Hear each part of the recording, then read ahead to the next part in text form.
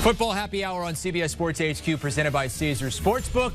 I'm Chris Hassel, soon to be joined by Brady Quinn and Pete Prisco, who had maybe their worst combined weeks of the year against the spread. They're not alone, though. Stunning upsets continuing in Week 10, so good luck to those of you picking games in Week 11. We kick things off Thursday night in Atlanta as the Falcons host one of the hottest teams in the league. Week 11 in the NFL kicks off with the ATL with the New England Patriots taking on the Falcons. Patriots may have gotten off to a sluggish 2-4 start, but have been red hot ever since, winning 4 straight and are only half a game back in the AFC East. This year's version of the Patriots isn't too much different than in recent years past. Their defense making plays all over the field. They're getting balanced production in the run game, and rookie quarterback Mac Jones playing smart and efficient football. It's just a 3-level game, and when we click on all cylinders, it can be pretty good. As for the Falcons, any momentum they might have had winning 3 out of 4 coming into Week 10, quickly thrown out the windows. They got hammered by the Cowboys. When you get knocked down, you got to get back up quick, and we've got a Thursday night game this week, and we've got to have a great attitude getting into the building so we can play our best Thursday night. While it's been nearly 5 years since the infamous 28-3 lead that got away from the Falcons in the Super Bowl, this franchise has not been the same since. Will they take a step in the right direction against the surging Patriots, or will Belichick and the Pats make it 5 in a row and show they're a legit threat in the AFC? Week 11 is about to get underway.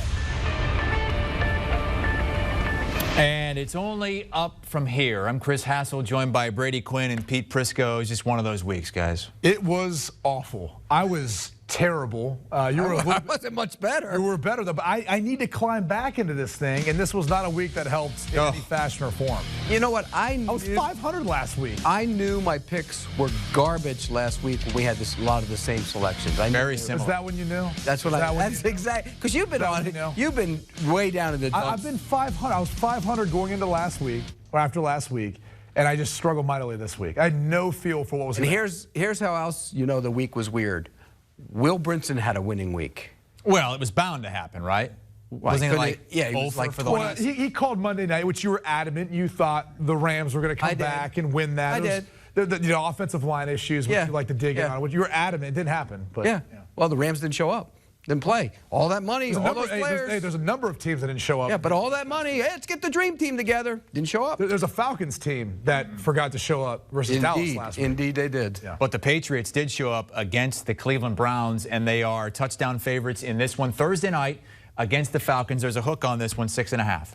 Don't care. I have no faith right now in the Atlanta Falcons after what I witnessed this past week. They didn't. I mean, it was almost like they rolled the ball out and the Falcons just showed up to get their paycheck and then went home.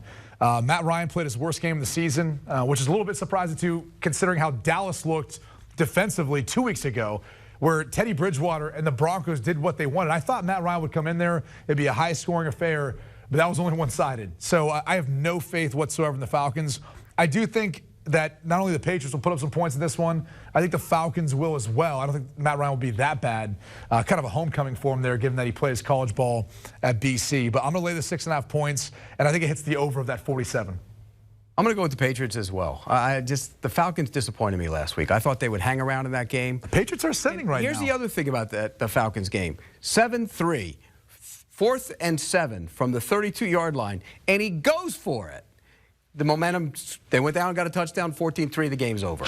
I don't understand some of these coaches. Please put your analytics book away and get a feel for the game. Kick the points. Of course. I'm so tired of this right now. And especially, by the way, like there's a lot of bad football teams who are trying to utilize the rationale of, well, we have to go for it in order to try to win these. No, you don't. No. You don't. You need to get points, and those are hard to come by if you're a bad football team. Didn't like it. The momentum shifted. This week, I like the Patriots. The Patriots are playing well. The offensive line is back playing well, too.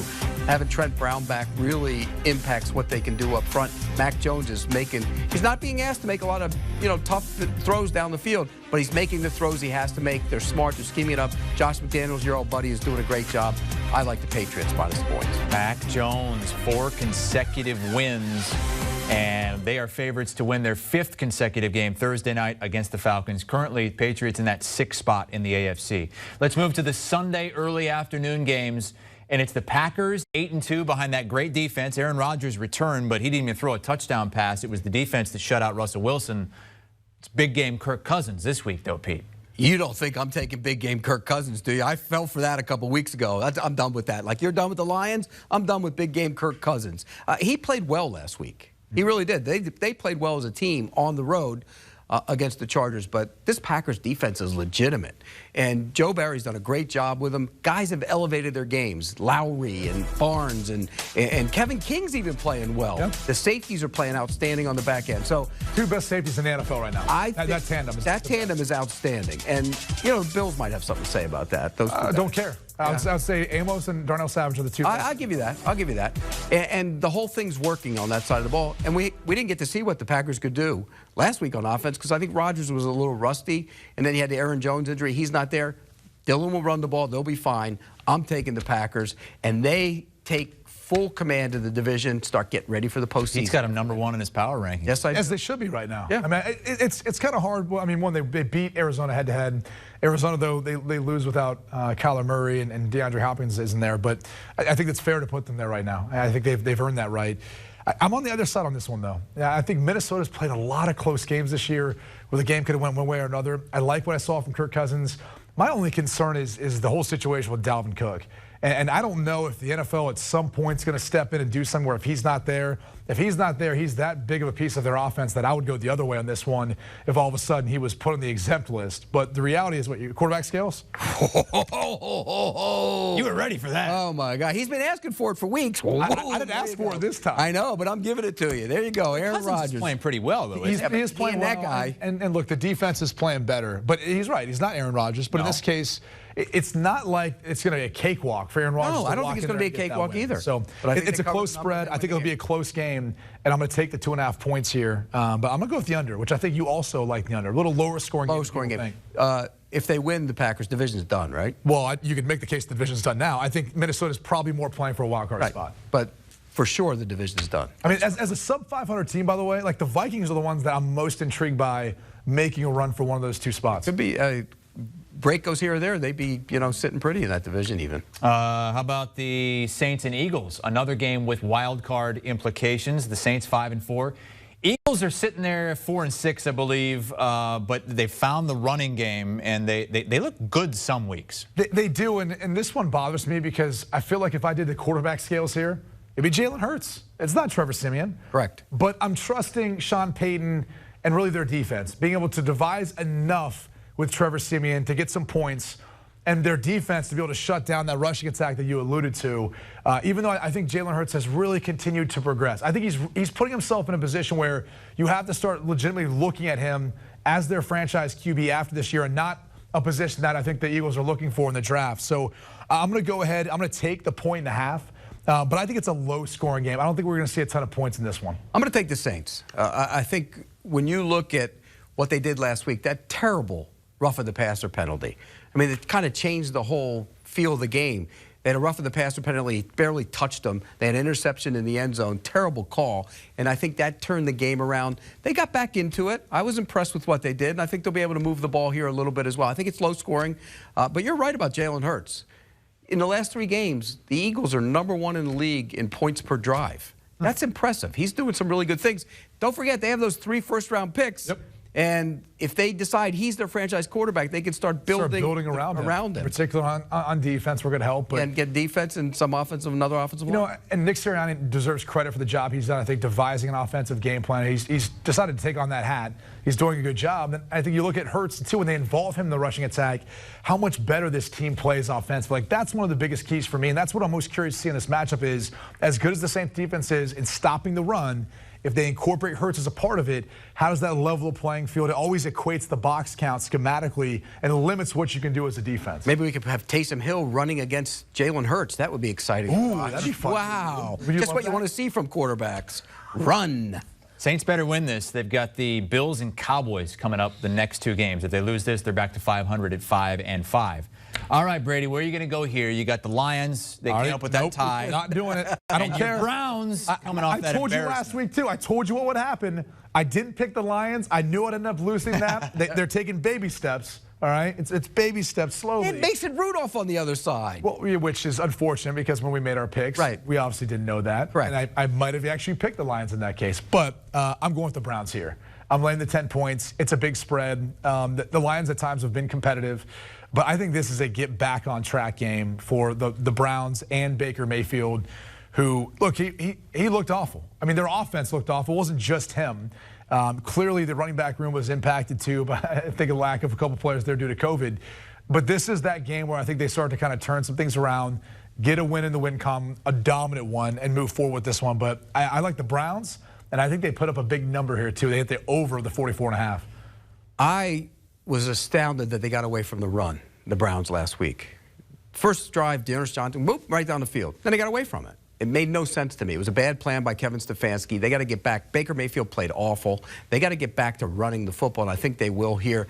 Any concerns about the knee? Any concerns about the knee? About Baker Mayfield's knee? If he's playing or not? Well, does it? I mean, is there that much of a difference between him the and two? Case Keenum? Yeah. Is there? I mean if you're asking the question, then you should bring out the quarterback skills between the two. We've already used them a couple times. I'd still go to Baker. I'm not going to give him $35 million a year worth of going to Baker. I can tell you that right now. But he's better than Case Keenum. They have to get better on offense. Defense has been a disaster, too. I mean, they haven't played well on defense either. They do here. By the way, the Lions, what are they doing?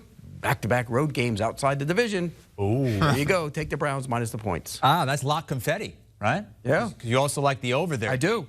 Both like the Browns this strategy minus didn't 10 work last week. It didn't. It did you not. dragged me into your abyss. I hate it. Well, I'm dragging you back down then. I'm just pulling you underwater with me. So far, Maybe I very should. similar picks. Who got our picks in first? That's what I want to know this time. Jack will tell you I did. You know why? Because I sent it before he even sends the email for it.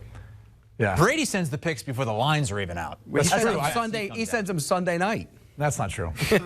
That's why he's doing so well, by the way. Yeah, right. 8 games behind you, right? Still it's time to go. Washington and Carolina. This is in Carolina. Cam Newton probably going to start. He's getting the first team reps this week, the majority of them. Carolina -3. Kind of an odd game when you think about some of the stories outside of this, right? Ron Rivera, taking on his former team, and Cam Newton's now back. We didn't think that was going to happen. He added a bit of a spark. I hated the fact that he's the first time he does something significant, he has to get a penalty and take his helmet off and hurt his So he had 22 total yards, I think, and 15 in penalties. So it was net 7. Net 7. Woo! I mean, could you not have said, I'm back with your helmet on? Or just done it when you got to the sidelines, you take it off? I didn't mind it. I didn't mind it. That is shocking coming from the curmudgeon that is Pete Prisco. I didn't mind it. Is that because he was showing fire in the belly? Fire in the belly. I'll tell you this much, though. I think he sparked the team. I don't know how much schematically or how much he'll help as far as offensively, like what they need to do differently. I think he does add an element situationally, in particular down in the red zone and goal line, third down, short yardage, all that stuff. I just think there's something about, though, this team now looking at a guy who's been an MVP, who's been to a Super Bowl. I mean, there was a lot of roster turnover after he left. And it's a new regime in there. It's a new feel.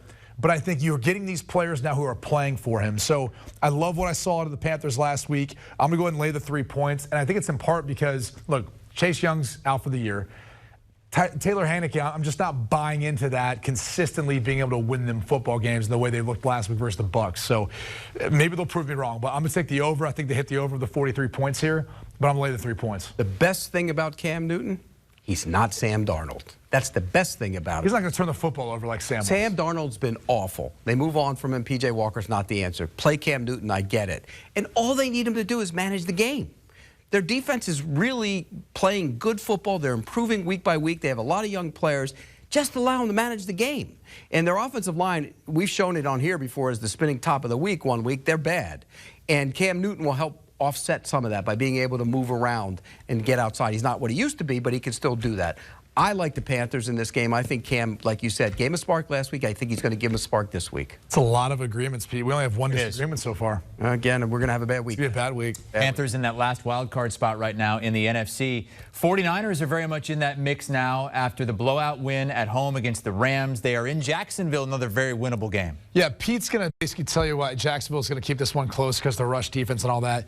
This is going to be the game where San Francisco starts to make their case for being one of the top teams and a playoff team in the NFC. I'm telling you right now, they've played that kind of up and down football so far. They're getting guys back healthier. They're playing better football. You saw that on Monday night versus the Rams. This is a case where I don't care that it's a West Coast team coming to the East Coast and the time change and all the crap you like to say that matters. All those teams go out 2 days ahead of time. They adjust to the time difference, Pete. Stop using that as a reason. You're going to see the San Francisco 49ers cover the 6 points on the road. low-scoring game. Their defense is going to step up and make it difficult for Trevor Lawrence. I'll give you a couple more reasons. Okay. You named a bunch. Short week. You forgot about that. Yeah, one day. Short week. One day. Oh, and what else? What's been the theme of the year? You put so much into a big game, and then the next week it's played true. Has it not played true the entire season? Did we see one this past week? I can't think of one. I don't know if there was one this week, but there's been about 4 or 5 of them. Every single week it's played what true. were the Jaguars' big games? They don't have any. That's the point. The 49ers put a ton into beating their division rival. Why? Shanahan has owned McVay since they both got the head coaching jobs. Emotionally, they that don't was put a big anything day. into it. They will be flat. The Jaguars will hang around. You're going to give me 6. I'm taking it. It'll be low score. I do agree with you. Low scoring game, and I'll take the 6 points. It's go off the cliff day. That's what they all do. Every single one of them has gone off the cliff the next week. Every one. And you've disputed it every single week. So go ahead and dispute it again. Tell me it won't happen. We'll talk about it, because every time we talk about texting each other afterwards, no one ever texts each other. We never talk about it. And you have a bad memory. I can think of one this week. Broncos came off that win against the Cowboys, lost again. There you go. See? It plays. Who do you have in that one? The Broncos. Yeah, we agreed. Yeah. The Broncos. A lot of agreement here in these early games. They agree on the Patriots -6.5 against the Falcons. Both like the under in that Vikings-Packers game, under 49. Saints +1.5 in Philly. Lock unity with Cleveland -10 and the over 45.5 in that Browns-Lions game. All right, when we come back, Colts and Bills. Good early game on CBS, plus the spinning top of the week. HQ presented by Caesars Sportsbook, giving us our lines, picking against the spread at the CBS early slate games. I got the Bills hosting the Colts as touchdown favorites. Texans giving 10.5 at home. They're going for a 7th straight win. Ravens looking to bounce back after that loss to the Dolphins, -6 in Chicago. And those Dolphins, I'd rack up another win. They are field goal favorites against the Jets. Oh, it's Pete Prisco's spinning top of the week. Hey, Petey. He loves it. You picked out one guy this week. I did. And he's one of the best offensive linemen in the league. He wasn't last week. He really struggled. Quentin Nelson had a rough go. Still won the game. So what, Brady? A guy can't have a bad game and the team can win? I'm just saying it matters. No, it doesn't matter. Not when I'm looking for the spin. Pick a guy who actually hurts and they don't win. He didn't play well last week. You look at some of these plays and you tell me if this looks like Quentin Nelson. Now, he's banged up a little bit. I'm going to give him a little bit of a benefit of the doubt. Didn't you pick a guy last week that had like a torn quad? Yeah. Like McGlinchey. He was just part of the gang. But look at these. These aren't exactly the fearsome foursome he's working against. He's picking on Notre Dame guys now because Arizona State's just awful. Is that what it is? He got his foot stepped on. Oh, but he got pushed into the backfield. It just keeps happening over and over. He's getting beat on a quick inside move there. Look at him. And he got a call for holding. Here we go again. I mean, look, he's one of the best in the league, right? Well, look at this. See ya. I mean, just terrible. He just was not. He did not have a good day against the Jaguars, and that is not a good defensive line. They're an average defensive line. He got. I mean. The first one, he got his foot stepped on. There were more of them. I just pulled that one out because I like Steven on the back. He was getting pushed back anyways. Brady, if he didn't go to Notre Dame, you'd agree with me. He went to Notre Dame, so all of a sudden, no, he can't be the spinning top of the week. Can't be. Everybody from Notre Dame's great. That's not what it has anything to do with. It didn't impact the game. They still won. So wait, so what you're saying, based on that logic, there was worse offensive line play last week. You just got lazy because you do your Jacksonville Jaguars stuff, so that's the only game you focused on. You tell me that a guy can't have a bad game within the context of a team winning. No, of course they can. Okay, but that wasn't as bad of a game for a player who's banged up. It was bad. The one clip you showed, he got his foot stepped on. The other one there, they ran a stunt, and he was indecisive between the backs guy and his guy. You watch the tape and you tell me if he played well. I've just watched the tape you presented. That's 3 plays. There was another one that I put in there. He didn't put in there that was bad, and there were a couple more. He did not play well as an offensive lineman in pass protection. He's still good in the run. Big impact on the game, too, there, Chris, as you can see. Big impact on the Colts. Still winning by 6. Yeah, learn the game. That's right. Learn the game. Colts are back to 500, though, Pete. They're in the playoff race. Because they won last week. That's right. at the Bills, though. This week. Your rationale is ridiculous. It really is. It makes no. And so nobody can have a bad game. You are the king of being the hypocrisy every single week with what you say. So a guy can't have a bad game within the context of a team winning. It did impact the game. They won. It always impacts the game. Every play, it's play-by-play, game-by-game, Brady. You know that. You've heard it every time in a locker room that we've never been in. Can we move on? Stop talking. We tried to move on. We're trying to pick this game. They keep Pete out of the locker room. He keeps trying to sneak in. They won't let him. No, Bills are 7-point favorites in this one, Peter. Yeah, and I think I'm going to take the Bills here. You think, what do or you are you do? going to? No, I am. Okay. What do you do? What do you do? They stop the run. What do the Colts want to do? They want to run it. And I think when you look at the way the Bills have played against the run, they've been very good against it all year. That'll put the pressure on Carson Wentz. He'll throw one of his patented left-handed passes at some point in the game. He did it again last week on a play that Quentin Nelson got beat on, by the way. But he What does that look like again? It's kind of like Team Tebow's throwing motion. That's what it's kind of like. So I think Buffalo will find a way to limit the run game, stop Jonathan Taylor, put it on Wentz, get some turnovers, and eventually, against a good team, I think the Bills' offense will come alive, and I think that's right here. So I'll take the Bills minus the point. Pete's talking about the matchup. I think that's fair. I mean, look, this is a tough front to try to run the football against, and that's what the Colts want to do. They've had the most success, I think, offensively, finding a rhythm, running the football with Jonathan Taylor, and then building things off that, not putting too much on Carson Wentz's shoulders. The difference for me is what we talked about last week. Look, the Bills needed a confidence builder, and that was what last week was versus the Jets, all right? You get Stephon Diggs involved, he starts to go off, Gabriel Davis, like Josh Allen's. Everyone's feeling better about themselves after just pounding the Jets like we all thought they would. And so even though it's a better defense they're facing, they get them at home, and for me, it's enough to lay the 7 points. I think if this number creeped up, even maybe with a hook, I might be a little bit more concerned. Yeah. But I think they'll cover this number with the 7 points. And look, I think it's going to be a lower scoring game than people think. The Colts defense has improved, and they're going to run the football, so they're going to shorten the game. And the Bills on their side, I think, will be challenged at times by Indy. Well, the Bills won't run the ball. We know that. No. They don't ever run the ball. But, I mean, again, they'll have their moments to making some plays, put up some points. I just don't think they're going to go over 49. Pretty much every team in the league has had an absolute stinker this season. Any chance that the 8-2 Titans, 6-game winning streak, have that sort of stinker here against the Texans? I mean, they lost to the Jets. Of course it's on the table. Like that's a scarring They've had their stinker already. You forgot about that one. Okay, you can't have two in 1 year? Yeah, that's what I'm saying. Like, they've showcased they can just not show up. And you know, we'll see what happens. I don't think it's going to happen here, though.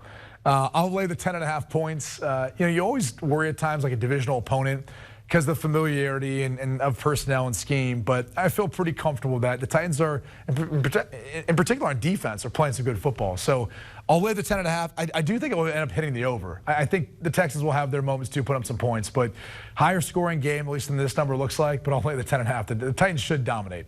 I don't want to lay the 10.5. I really don't. And in large part because the gauntlet that the Titans had just gone through. Every game, every week has been a big. Well, now it's easy. It's smooth sailing, right? Right. But now you get to this game and you say, okay, we can just take the field.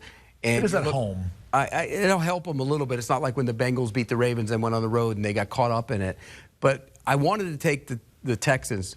I'm not. There's no way I'm taking that team. They are awful. So I'll lay the 10. Are they the worst You would regret it next week if you lost that, wouldn't you? Yeah. That's really what it's about. Yeah. You will look back and go, all right, I thought the Texans would win by more because they'll win this game. It's just a matter of by Titans, excuse me. It's just a matter of by how You wanted much. to take them too. No, I didn't. No. Not one part of my body ever told me to take the Texans in this matchup. What made me almost take the Texans was the fact that they have played that gauntlet of a schedule the last 6 weeks, and and we're surprised every single week by multiple games. It's been a wild ride so far. How about another CBS early game, 1 o'clock Eastern time?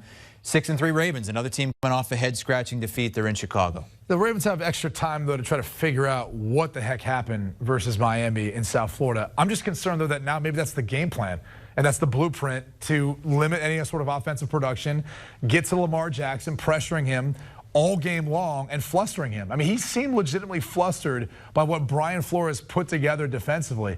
And I think you're going to see the Chicago Bears try to implement this same exact thing. And I don't know if it's going to be effective enough for them to win, but I do think it'll keep the game close. So I'll take the 6 points. I'm on the side of the Bears. I also think it should be noted, Justin Fields has improved. And I think that's a key piece of all this as well. The biggest question is how he's going to handle pressure, because you know the Ravens are going to try to put a bunch of pressure on him as well and test the rookie to see how he handles it. Yeah, I'm with you. I'm going to take the Bears as well. Look, I don't know if it's a blueprint, but it clearly impacted how they played. And I thought they had a terrible game plan as well. I thought Greg Roman had one of those moments where... We're getting that second half of the year, though. When you go back and look at San Francisco, Buffalo, now with Baltimore, it's the same pattern. They get off to a decent start in the first half of the year, and then they kind of just stop being able to adjust and having like that second or third pitch. It's interesting to always see Greg Roman and their offenses like kind of get figured out. But they had 40 safety blitzes, Brady, in that game. Yeah. 40. You don't think the Bears are going to do that? I mean, it's a copycat league. I can promise you this. You also have to have the corners outside to be able to. You watch all these other teams doing it. It doesn't matter whether or not you have the personnel to do it. You're going to test whether or not the team you're going up against can stop whatever you failed at the week before. It's always a copycat league like that. They'll implement some of that. How about something quick in the middle of the field when they do that? Sure. Maybe that would try. Greg Roman had a terrible game. It's not unlike what Brian Daboll did a couple of his games as well. These guys get too caught up in it, and I think they're all trying to become head coaches instead of coaching their offense. I'll take the Bears in this one. I think it's close. I don't know if they'll win the game, but I think it's close. Speaking of copycat, you guys, all three of these early games on CBS. How about the last game on CBS here, 1 o'clock Eastern time? Dolphins and Jets, and that Miami defense looks really good right now. It does, and look, Tua looks good. I mean, he's been the more consistent part of all this. Now, I got to figure out why he's a backup and not able to start the game, yet he goes in and gives them a lift when he goes and finally plays. So he's healthy enough to be the backup and play well, but not start? I mean, the whole thing was a little bit confusing. What are you trying to say? He got benched? I don't know what to call it at this point. And I think that's the frustration I have is I'm laying the 3 points, and I'm taking the Dolphins here, but I'm concerned because of how Brian Flores will continue to manage the quarterback and whoever it's going to be on this team. It's going to be Tua this week, but you don't know depending on how the game goes. So that's one element of it. I think the defense will be a tough challenge for Zach Wilson. I assume he'll be back. I think they're done with the Mike White experiment. Yeah, that's over. But, I'll lay the 3 points. I don't have a good feel for either one of these. I think the under is the better play of both. I'm going to take Miami because of their defense. I'm not taking it because of their offense. I'm taking it because of their defense. They're playing well. We saw that last week. I think they'll play well here. The Jets are bad on offense. Look, Mike White did some good things, but he's not the guy. Zach Wilson struggled every single game he's been in there. I'm going to take Miami minus the points. Just one touchdown combined given up by that Dolphins defense the last 2 games. Both wins after that 7-game losing skid. Look at Pete and Brady here agreeing on all of the CBS 1 p.m. games. That's it. That's it, man. Buffalo -7. On the bush. You're done. Tennessee -10.5. I am. Bears are the only underdog that you guys like in this one. Bears to cover the 6 points against the Ravens, and Miami -3 against the Jets. On to the late afternoon games featuring what could be a great one. Maybe a Super Bowl preview. Chiefs, Cowboys. Oh, baby. HQ presented by Caesars Sportsbook, our official betting partner. The late afternoon games on Sunday. Only 3 of them this week. Just one of them on CBS. Charles Davis is going to be there. Talked to him earlier on HQ. Raiders hosting the Bengals. Almost a pick 'em there. 2 teams that started 5-2, now 5-4 in that playoff hunt. Cowboys and Chiefs, though. That's the sexy matchup. Chiefs at home, favored by 2. Pete Prisco, Brady Quinn picking every game against the spread. Let's start with the CBS game. Bengals, Raiders. Pete, both teams wobbling after really good starts.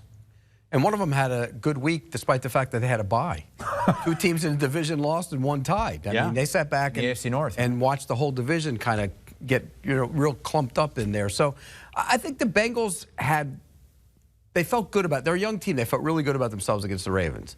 And then when they got the Jets, they got ambushed. And then they never got back out of that again. So now maybe the week off will be good for them. I'm concerned about their offensive line. It's not great. They have a lot of pressures, and I think the Raiders will be able to get after Joe Burrow. I'm not backing off my 1-10, by the way, in case you guys are wondering. And it's 9 years now. It was 1-9, 1-10. If they don't win it this show, it'll be 8. Yeah. But you've really soured on the Bengals. No, I haven't soured on the Bengals. You've got them losing this game? It's basically yes, a pick 'em, Pete. I do. I have the Raiders winning the game. It's unbelievable. It wouldn't. This was a tough game for me to pick. Really was. Was it tough for you? Yeah. Yeah, it was. That's why I think the better play here is the over. I like the over. There I you like go. the over a lot. But just pick the over then. There we go. Well, no, you got to pick the game too. Well, I'm picking you the game add as well. over-unders. Nobody pays attention to them because nobody knows your I've record. actually done pretty well in the over. We didn't know your record. Because you don't pick everyone, so that Jack can't put it up. What was your record last week that you just had? It was better mine against the spread.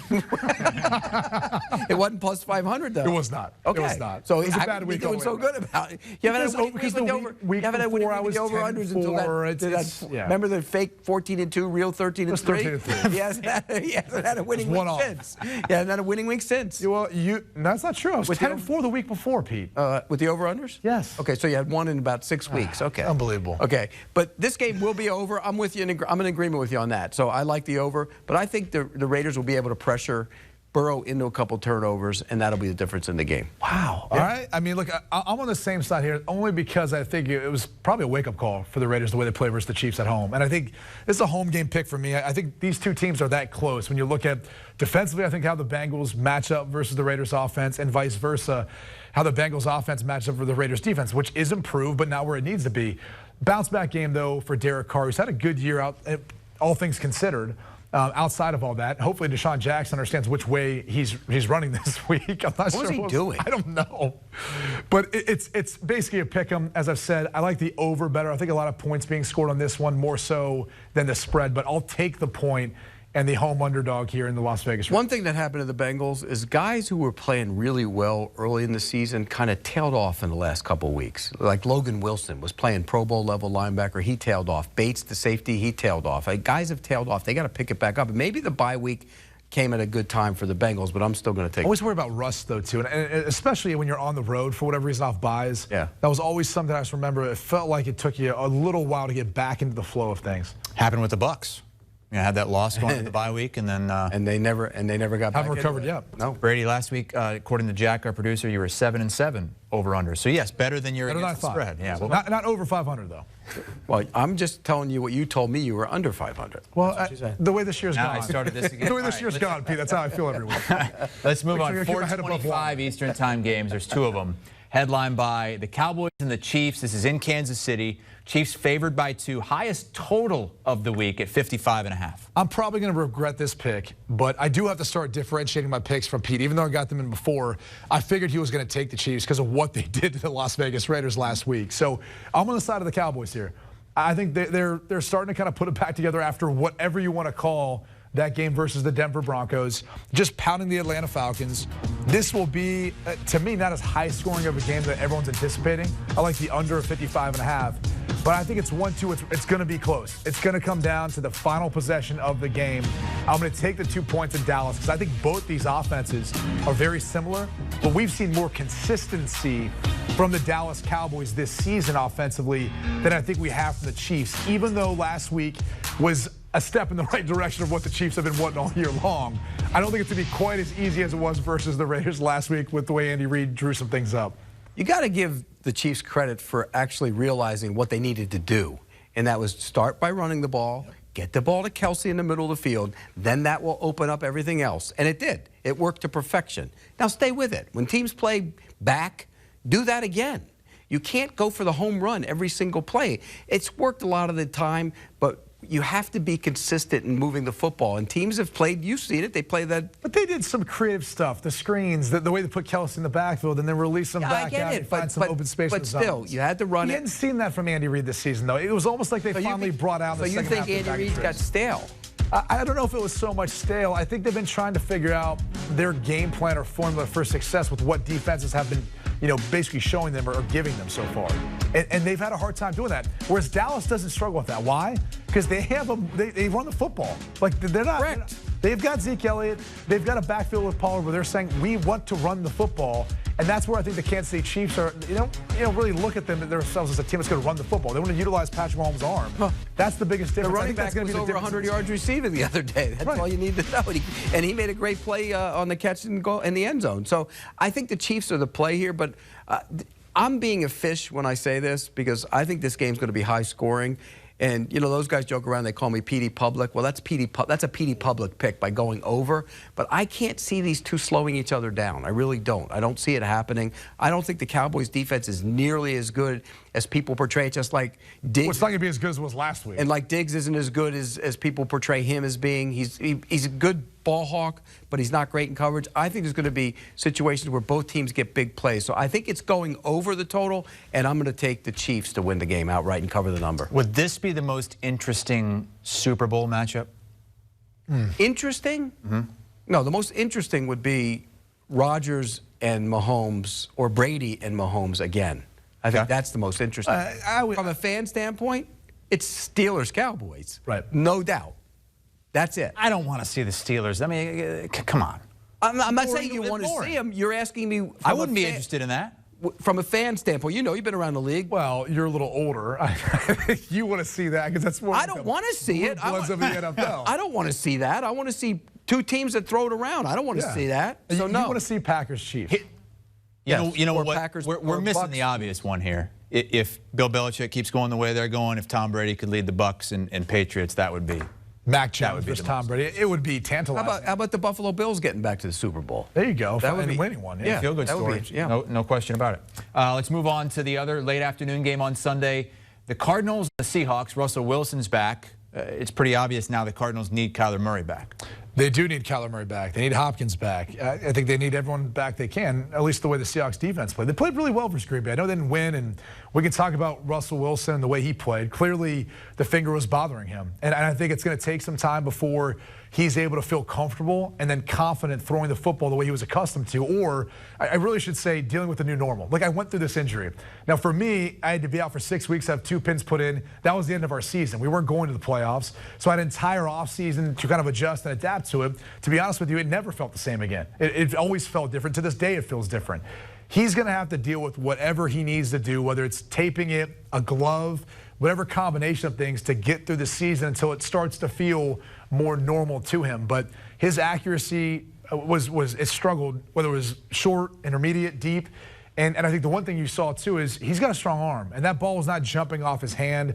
Ball security in the pocket even looked like he was conscious of it and not really trying to scramble around as much and use his off arm. So that's a big-time concern for me. All those things said, though, I'm going to take the 2.5 points to go with the Seahawks. They're playing at home.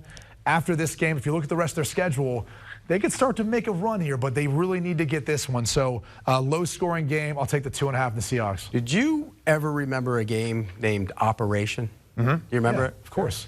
We could play that game with Brady.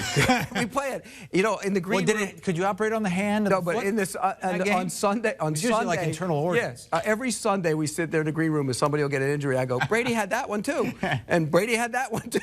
Was Brady rehabbing 18 hours a day though? No, I mean I was not because it was my finger. I'm not really sure how you're rehabbing that. You had somebody had the Jones fracture. Didn't you have the Jones fracture? I had a Liz Frank. Liz Frank. Okay, the hip. Didn't you have a hip? Shoulder? Shoulder. I mean, neck. I mean, he's the. We can play the Brady Quinn operation game. I'm gonna make that. It's gonna be a fun game. Yeah. Brady, we'll put you in your football uniform. Well, you're gonna have to market it. Then you can tell my like Kurt Warner and his movie. You can switch out each uniform depending on what your mood is. There we you go. Put the brown in. Well, we incorporate all 32 teams. We got to make that because we play it every Sunday. Hey, Brady had that injury, and you've had a lot of injuries, and you have a lot of knowledge on the injuries, which is why we like asking you. You think that finger impacted Russell Wilson last There's week? no doubt in my mind. Was it in front of his eyes? Because he didn't see very well either. No, look. Brady, the two interceptions in the end zone were terrible throws. They were terrible throws, and decisions is part of it. But here's what you don't understand is those same throws you make in tight windows. He's now dealing with how it feels differently. Because it doesn't matter if it was a tight window throw or a down the field throw, where that first one that was overthrown ended up being pass interference. It looked like an unwrapped Christmas gift. The ball literally unraveled in the air the further it traveled. That's showing me he's having a hard time spinning it off his hand. I get it. You could watch the shallow crosses and look at the ball placement. I get it, but he also made all some those really things. bad decisions. That's part of it. But as much as finger in the eyes, as much as you think they're bad decisions, what it is now exposing the fact that when you can't be as accurate as he has been, when you don't have as much as juice on it, it's not that you press. They then become bad decisions because you can't make that same throw that you make that would wow everyone. That's going to be the biggest difference for him. You took the Cardinals? No, I took the Seahawks and the 2.5 points. I'm taking the Cardinals. I think they get Murray back. I think they They go up. I'm concerned about that. If he comes back, it's going to be a tough game for him. And last week was one of those games where it went bad right from the outset, and it was done. They knew they didn't have the quarterback, and that thing was over with. They'll be competitive in this game. It'll be close, but I'm going to take the Cardinals minus. You think DK Metcalf gets ejected again and tries to come back in the game? How about catching the football and holding on to it? That would be nice. Yeah, that'd be helpful. That'd be a nice thing. By the way, operation, I was never good at that game because I didn't have the patience to play it. It was boring. Come on, you got to sit there and make sure it doesn't touch. Give me a break. You'd have patience with the Brady Quinn operation. That would be fun. I'd enjoy that. They agree on the Raiders +1 at home, but that's it. Up next, talking primetime games Sunday and Monday night. Pete says sexiest team in the NFL, the Pittsburgh Steelers. That's not what I said. Taking on the Cardinals. I'm sorry, the Chargers. You put words in my mouth. All right, let's pick the last two games of the week against the spread. Sunday night, Steelers and Chargers. Bucks coming off back-to-back losses with a bye in between, with the biggest number of the week, -11 against the New York Giants. Pete Prisco, Brady Quinn, and let's start with the Steelers, who are 5-3-1. Najee Harris found out that, yes, NFL games can end in a tie. It's always somebody. Well, why is it a player every year? Like they're just now finding out about this. It's like they only watch college. It's amazing. College used to end in ties, too. For you kids out there, Chargers -4.5 at home. I don't feel good about this pick because I think it's going to end up being a backdoor cover. I'm assuming Ben Roethlisberger comes back and plays in this one, because if he doesn't, I'm on the side of the Chargers all day, and you can go ahead and take that line all the way up to 7 points. I feel good laying the 7 points, but I'm the opposite side. I'm going to take the 4.5 with the Steelers. Concerns, too, for T.J. Watt, his injury, if he'll play in this one. I just think the Steelers will be able to keep this one close enough against a Chargers defense that's kind of started to fall by the wayside, and Justin Herbert, at times, they're not doing what they were earlier in the season with them, and I think it would be extremely effective if they get back to this. They should blow out the Steelers. I don't see that happening, though. I think the Steelers will keep this one close enough in the end and make it, somewhere about a 3-point game when it's all said and done. The best defense and the best defender against Justin Herbert is Joe Lombardi and Brandon Staley. They have ruined that kid. It's amazing what. Wait, he's ruined already? Ruin's a little so far aggressive. For what they're doing to him right now. It's ridiculous. You have big play receivers. You have guys who get down the field. You have a running back who catches the ball out of the backfield. And they're predictable, they're boring, they're stodgy, and they throw short passes. It's terrible what they've done. And I think they need to let them go. Let them play free. But I don't think they'll do it in this game. And here's the problem in this game for the Chargers. They give up almost 5 yards per carry. It was 5 yards before last week. The Steelers are going to come in here and pound it and pound it. And I think they're going to control the clock. And for that reason, it'll be a home game for the Steelers, by the way. There's going to be a ton of Pittsburgh fans in that place. Most of the bigger fan bases that go into SoFi. Well, this one will really. Who are you taking here, Pete? I'm taking the Steelers plus the points. Okay. That's what I sent. It says Chargers on here. Well, it's wrong because I took the Steelers. Old flip-flopper strikes again. So you think under? Yeah, under. That's lock unity. Oh! You strike up that confetti. It may not be on the paper, but you strike up that confetti, Jack. I have the Steelers. I do not believe in the Chargers the way they play right now. Can we just say this now?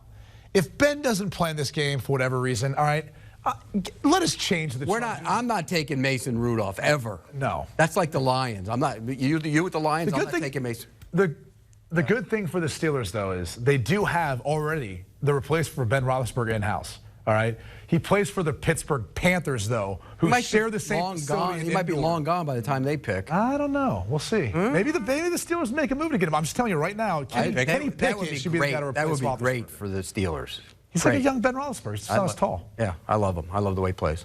Producer has spoken. He has read the email. Pete, you sent in Chargers? Well, I picked the Steelers, so.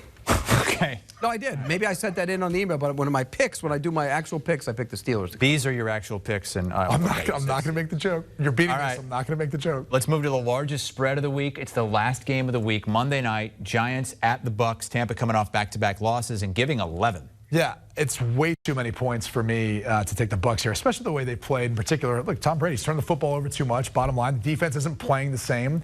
And I think the Giants, the last time we've seen them out, they've been able to kind of do some good things. So I think they'll keep this one close. The Bucks will win, but they're not going to beat them by more than 11. No, I think the Giants hang around.